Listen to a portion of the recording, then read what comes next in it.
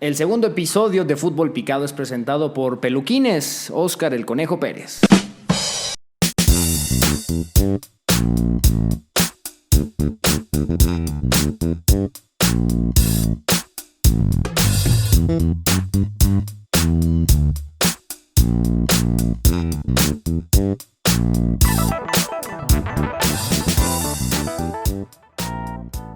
Amigos, esto es Fútbol Picado, historias que ocurren cuando el balón deja de rodar. Yo soy Adán Tamariz y qué bueno que hicieron clic en este segundo ya episodio de Fútbol Picado. Alex, como siempre, ¿cómo estás? Alex Campos. Hola Dan, estoy muy contento porque la gente está aquí con nosotros en el segundo episodio y porque ya puedo saludar a la gente que nos escucha desde Spotify y que nos está viendo en este momento desde YouTube. Entonces, muchas gracias. Y a las personas que ya nos siguen en TikTok, que ya son más de 600, Venga. por cierto, gracias por hacerlo. Síganos en Spotify y en YouTube. ¿Qué hay para el programa de hoy, Alex? Tenemos grandes sorpresas que incluyen lo siguiente.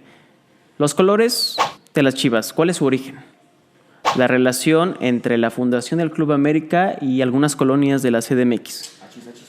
¿Qué ha pasado con el equipo brasileño del Chapecoense después de su accidente de 2016?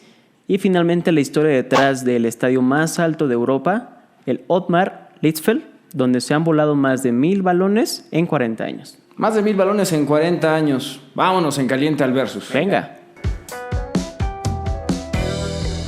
El versus. Amigos, es hora de que demos pie a nuestra sección principal, la carnita versus.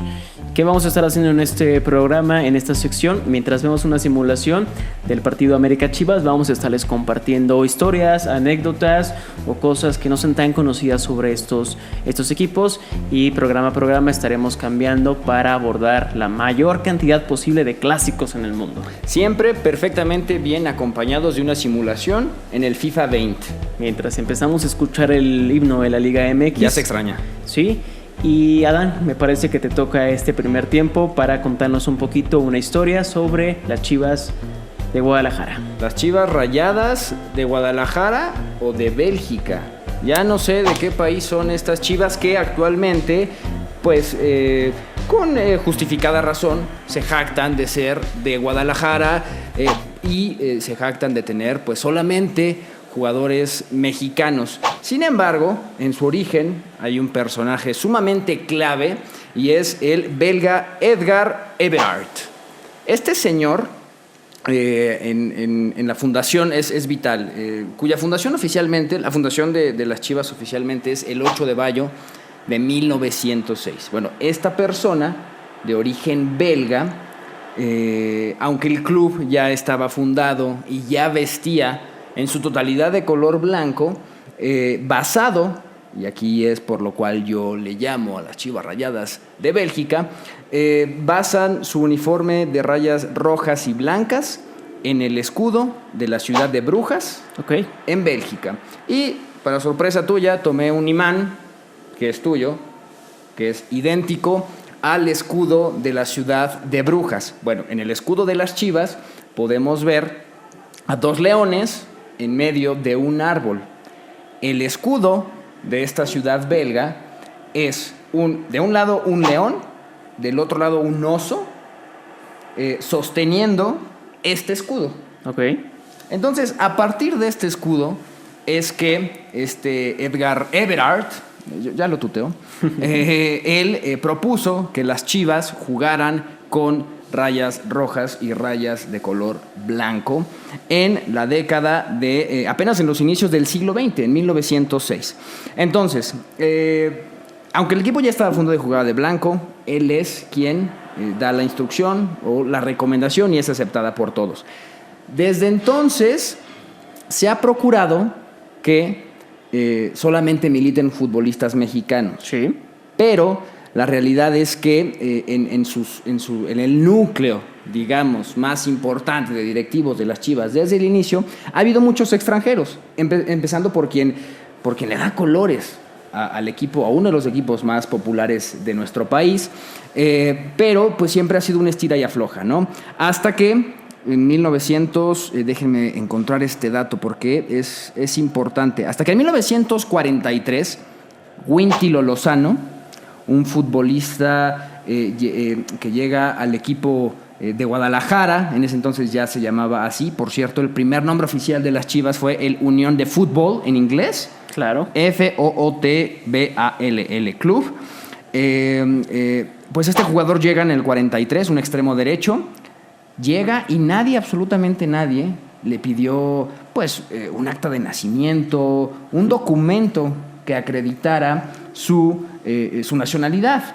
Bueno, pues años después se descubre que nació en Estados Unidos. Este extremo nació, para ser exactos, en Yuma, Arizona, Estados Unidos, aunque desde los 4 años migró a México y en realidad hoy la versión oficial sí se mantiene como el primer jugador, al menos no nacido en nuestro país, que militó en este equipo de las Chivas Rayadas de Guadalajara. Pero pues evidentemente no es el único caso que en su momento ha causado escozor en la prensa sobre todo, ¿no? Y hay casos muy actuales como Isaac Brizuela, que nació en San José, California, o también como Miguel Ponce, que nació en Sacramento, California, y Salvador Reyes Jr., incluso el hijo de Chava Reyes, el ex máximo anotador de goles en la historia de las Chivas. Hoy sabemos que es Omar Bravo, pero bueno, el hijo de Chava Reyes nació en Los Ángeles, California, ¿no? En 1982, ya en tiempos mucho más recientes, el entonces presidente del club, Alfonso Cuevas, pues tuvo la oportunidad de reglamentar con puño y letra que no haya futbolistas extranjeros en las Chivas. Sin embargo, él dijo no va a ser necesario que lo escribamos. Se va a convertir en una filosofía, se va a convertir en parte de nuestra vida, se va a convertir en parte de nuestro ADN y ser el equipo más representativo de nuestro país, de México, lo cual pues creo que lo ha logrado. Entonces, desde la fundación ha sido todo un tema la incursión de extranjeros en este equipo de las Chivas. Pero bueno, me parece muy curioso que hoy tú, amigo, al menos sepas que tu imán y tu llavero pues son el origen del color de las Chivas. Eso creo que me hace entonces también aficionado a las Chivas sin pensarlo. De manera inconsciente, sí, de manera inconsciente, eres un fiel seguidor de las Chivas que hoy siguen todavía.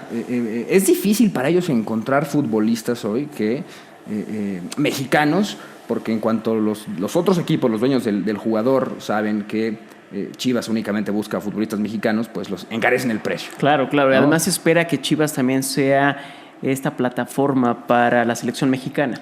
Exactamente. En donde pueda ser a lo mejor la base de una selección que llegue sólida, que llegue jugando cada semana para plantar una mejor cara ante cualquier competencia internacional. Rapidísimo. El mote de las Chivas se da después de un triunfo de las Chivas 1-0 contra el Tampico, y es gracias a la portada del periódico local, El Informador, que puso en su cabeza: jugaron a las carreras y ganaron las Chivas 1-0. Y desde ahí entonces se queda. Desde ahí para la fecha. ¿Te parece si vemos cómo va el marcador? Veamos qué está pasando en el Estadio Azteca entre este partido Chivas-América. Uy, goles 0-0. 0-0. O sea, no nos hemos perdido de absolutamente nada. Cualquier simulación que se parezca a esto a la Liga MX real, parecido a la realidad no es coincidencia. No es mera coincidencia. No lo es. Mira, la posesión, el América con 54%, las Chivas con 46%. Vámonos al segundo tiempo mejor, ¿no? Es hora de que platiquemos un poquito del América. ¿Qué traes? ¿Qué Y pasó? voy a contarles que me di a la tarea de investigar qué podía contar sobre el origen del América, porque realmente yo soy un aficionado de los Pumas. O sea, muy a tu pesar. Muy a mi pesar, pero dije, esto tengo que hacerlo interesante y tengo que encontrar algo que contar. Y como me encanta la historia y como soy chilango, dije, voy a encontrar algo ahí que tenga que ver con el desarrollo de la ciudad. Entonces nos remontamos a principios del siglo XX, en el que el fútbol, por ahí de 1914, empezaba a ser un hit. un hit sobre todo por las comunidades británicas y españolas que dominaban en ese entonces los clubes futbolísticos en México, pero hacía que también entonces los niños en las escuelas quisieran jugar y practicar fútbol, así como lo hacíamos nosotros en los años 90. En el recreo se armaban las retas. Y lo único que fue diferente respecto a nuestra juventud es que en ese entonces los niños de 13, 14 años en la secundaria decidieron crear un equipo de fútbol, algo que a lo mejor ahorita sería imposible para nosotros, pero en 1916 unos jóvenes estudiantes de colegios jesuitas y maristas terminaron en la fundación del Club América. Lo interesante es que el Club América tiene su origen en una reunión de estos estudiantes en la colonia Santa María la Ribera, aquí en la Ciudad de México. Y curiosamente nosotros estamos transmitiendo desde la colonia San Rafael y nos queda muy muy cerca del Metro San Cosme. A un costado del Metro San Cosme hay un edificio que se conoce como Los Mascarones, que incluso ilustra la estación misma del metro de San Cosme. De ese colegio surgieron los primeros estudiantes que decidieron reunirse una tarde en la colonia Santa María para formar un club de fútbol. Dijeron, estamos en la cuna del americanismo. Exactamente, exactamente, ¿quién lo diría? Y curiosamente, incluso la página del América te cuenta la historia de estos dos niños que digamos son los que representan la fundación. Me voy a permitir buscar sus nombres que están aquí. Rafael García Gutiérrez y su primo Germán Núñez Cortina del Colegio Mascarones son quienes deciden crear un equipo de fútbol con los mejores jóvenes de su escuela. Entonces yo creo que literalmente estaban reuniendo a quienes jugaban en el recreo. Decían, tú vas de delantero, tú vas de portero. Y eso nos lleva a que hablemos de una segunda junta. El 12 de octubre de 1916, que es considerada como la fecha en la que se funda el Club América y que provoca que los estudiantes decidan llamarle Club América por la efeméride. Hashtag Cristóbal Colón. En esa junta se reúnen los estudiantes de dos colegios, el Colegio de los Mascarones y los de la Perpetua. Pero no solamente fue una junta de estudiantes, sino fue de que cada uno de los grupos aportara lo que tenía.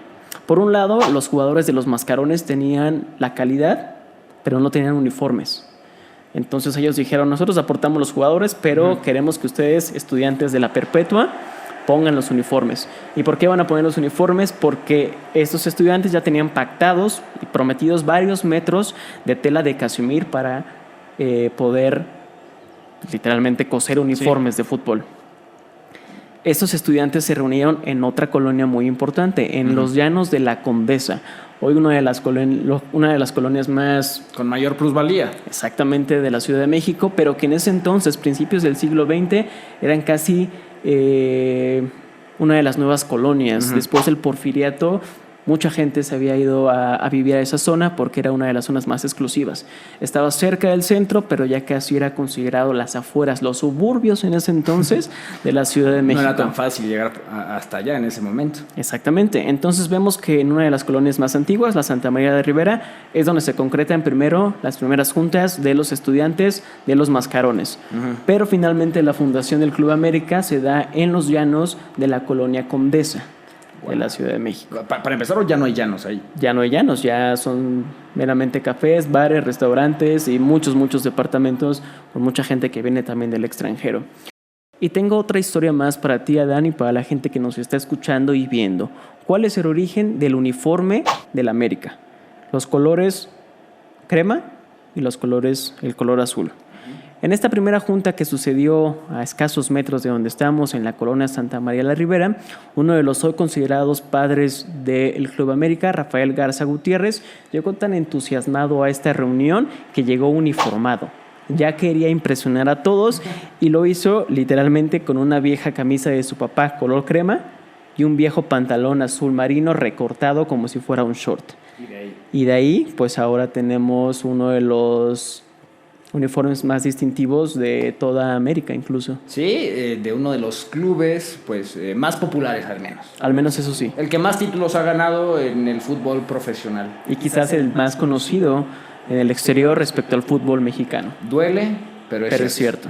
¿Cuánto que duele tanto como el resultado de este partido que acabamos de tener, ¿no? Qué bueno que nuestras historias son más interesantes que lo que estamos viendo en esta simulación de FIFA. Pero bueno, ahí les compartimos un poquito de los orígenes de los colores de las Chivas y cómo es que el Club América y su fundación se relacionan con dos de las colonias más antiguas e importantes de la Ciudad de México. Quiero hacer hincapié en cuántos tiros a puerta hubo por equipo. Uno para las Chivas, uno para el América. Qué triste, pero no nos quedamos con eso. Vámonos mejor a lo que sigue. Venga. Esto es el botón X. Pues es momento de apachurrar el botón X, que da nombre a esta sección porque es el botón que se tiene que presionar cuando uno no sabe qué equipo elegir en el FIFA, y entonces tendremos, así como equipos, aquí temas misceláneos. Y esta historia arranca tristemente un 28 de noviembre de 2016, cuando los dos finalistas de la Copa Sudamericana de ese año, el Atlético Chapecoense, equipo brasileño, y el Atlético Nacional de Colombia, pues debían enfrentarse por la Copa. El partido de ida debía jugarse en Colombia, para lo cual el equipo brasileño debía trasladarse y hacer una escala en Bolivia. Así ocurrió. Lamentablemente, en ese vuelo de Bolivia hacia Colombia, pues el avión colapsó y 71 de los 77 pues, seres humanos que iban a bordo fallecieron. Entre ellos, una veintena de futbolistas del equipo carioca, del equipo de Brasil. Por lo cual, la final, evidentemente, como ustedes recordarán, no se pudo jugar. Y pues como una muestra de fair play, el equipo colombiano, el Atlético Nacional, le dijo a Conmebol que se diera simbólicamente el título al Chapecoense, y así fue. A cambio, la Conmebol, por única vez en la historia, dio un reconocimiento especial de fair play al Atlético Nacional de Colombia. Hasta ahí, pues la historia es absolutamente tragedia. Desde entonces, tanto equipos brasileños de un presupuesto pues más grande y equipos también fuera de Brasil ofrecieron préstamos de jugadores para que la plantilla se reconstruyera. Sin embargo, eso nunca se concretó. Lo que sí se concretó inmediatamente después fue que el Chapecoense asistiera a partidos como el Joan Gamper, este juego anual en el que el Barcelona invita a algún equipo del mundo, por ejemplo, equipos como los Pumas o como el León han disputado en España. Sin embargo, la actualidad del Chapecoense no es como en ese momento, con tantas muestras de supuesto apoyo, se podía pensar. Hoy el equipo juega en la segunda división de Brasil. Cuando estaban a 3 días de que, mejor dicho, a un día de que se cumplieran 3 años del accidente, el equipo perdió 1-0 contra el Botafogo. Por lo tanto, su descenso a la segunda división de Brasil se concretó. Y eso fue apenas en noviembre de 2019. Así que está por debutar el equipo del Chapecoense en la segunda división. Pero ¿cómo lo va a hacer? ¿En qué condiciones lo va a hacer? Bueno, para empezar, desde el accidente de noviembre de 2016, este equipo ha sido entrenado por 12 personas. 12 entrenadores brasileños han tenido las riendas de este equipo, que hoy juega con puros futbolistas brasileños, entre ellos Alan Santos, un jugador que pertenece a los Tigres de Nuevo León, del fútbol mexicano, y que se dieron a este futbolista a préstamo. Él juega como lateral derecho y pues estará jugando en la segunda división. Esta segunda división en la que el Chapecoense se estará enfrentando a equipos que a nivel continental tienen cierto renombre, por ejemplo el Cruzeiro o también el Botafogo. Estos dos equipos pues cuentan con un historial amplio en primera división en Brasil. Sin embargo, pues ya le tocará enfrentar al Chapecoense. Esta liga, como ya les platiqué, está a punto de arrancar. Bueno, dependerá de esta crisis sanitaria que atraviesa el mundo, pero en el plano ideal, en la liga la Liga B de Brasil, la segunda división, suele jugarse de mayo hasta noviembre. Entonces, pues ya estaremos viendo cómo le va en la segunda división al Chapecoense 4 años después, o casi 4 años después de la tragedia.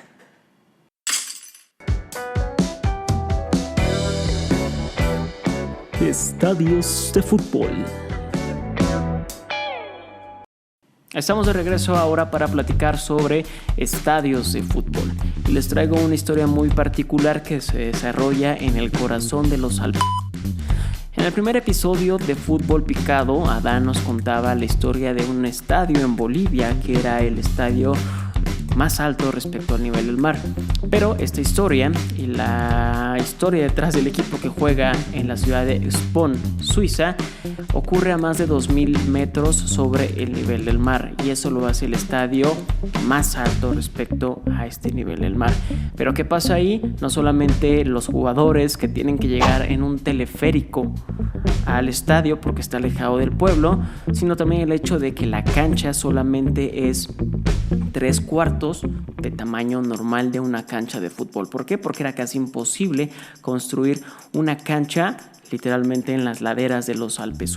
Entonces tenemos una cancha que no cumple tal vez con el tamaño reglamentario, en donde los jugadores tienen que llegar en un teleférico para poder jugar fútbol, en donde las gradas literalmente son la pendiente de una de las montañas, y también el hecho de que es probablemente la cancha de fútbol donde más balones se pierden. En entrevista, por ejemplo, con la BBC, uno de los jugadores dice que a lo largo de los 40 años que tiene esta cancha, más de 1000 balones se han perdido, o se han perdido entre comillas, porque parte del entrenamiento de los jugadores del FC Spon consiste en el hecho de que después del partido tienen que ir a buscar cada uno de los balones que superaron la malla de 10 metros que tienen de protección. Entonces cualquier despeje, cualquier tapón que salió fuera de esa barrera, pues tienen que ir a buscar esos balones. Incluso los jugadores bromean y consideran que es parte de su preparación física, porque ¿quién podría estar subiendo y bajando los Alpes para encontrar balones? Y platican en esa entrevista con la BBC que a veces tienen que recorrer 100, 200 o incluso 300 metros para encontrar los balones, porque es parte de esa preparación, y digamos que incluso yo creo que el director técnico les está marcando que tengan que ir a buscar todos los balones. El estadio está nombrado en honor a Ottmar Hitzfeld, un exfutbolista y exentrenador.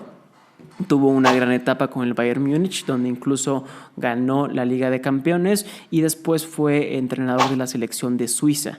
Algo curioso es que nunca ha visitado este estadio.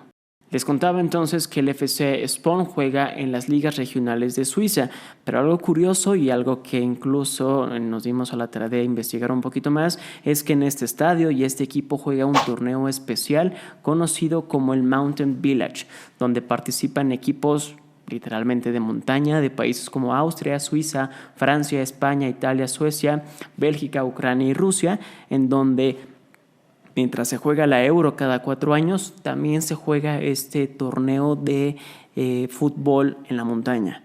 Entonces tenemos ahí una historia muy particular de un equipo que juega literalmente en los Alpes, que llega en un teleférico y que parte de su entrenamiento es buscar esos balones que se pierden después de cada uno de los partidos.